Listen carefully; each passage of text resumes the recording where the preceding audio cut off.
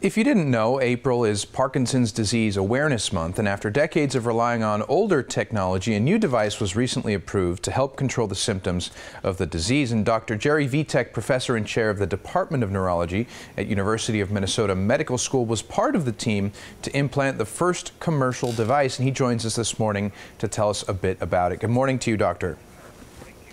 Good morning, Alex. Nice to have you on. Incredible technology that we'll be talking about here in a bit. But for folks who may not be 100% aware of what Parkinson's disease is, can you run us through what it is? Sure. Parkinson's disease is a progressive neurologic disorder that manifests mainly as problems with movement. And the particular symptoms that people can get are shaking in the limbs, which is called tremor, some stiffness in the limbs, arms, legs.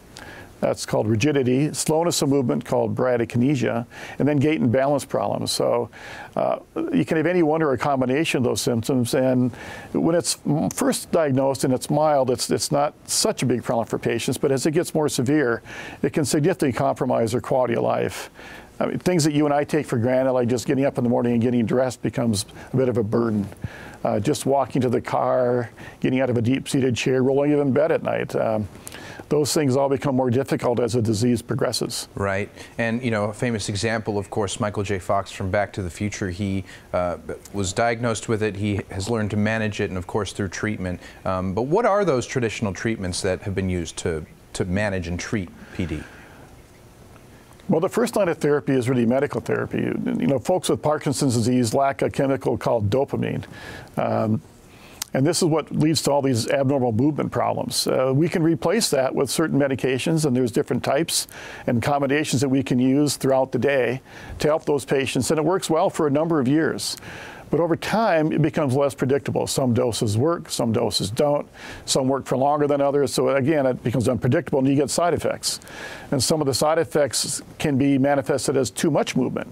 So you may have a patient who is not able to move much at all and shaking, and then when the medication kicks in, the shaking goes away, but all of a sudden they have all these extra involuntary movements. When we start to see things like that begin to develop, that's when we start looking at this thing called deep brain stimulation.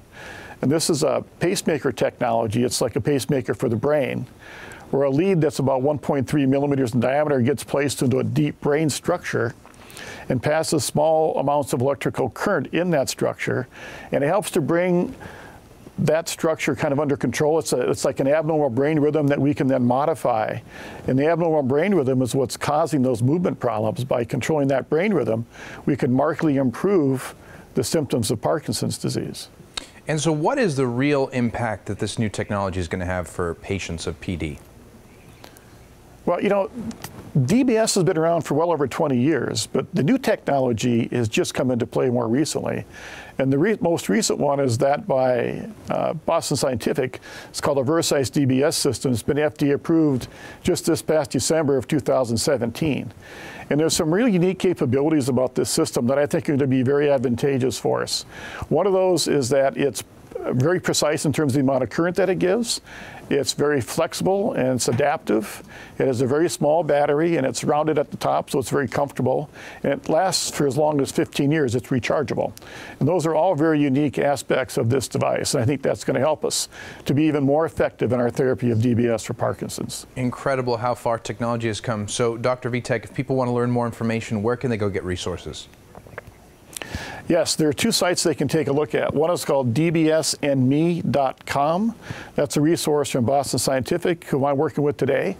Another one is the University of Minnesota DBS website, where Udall Parkinson's Disease Center of Excellence, and that website is udall, UDALL.umn.edu.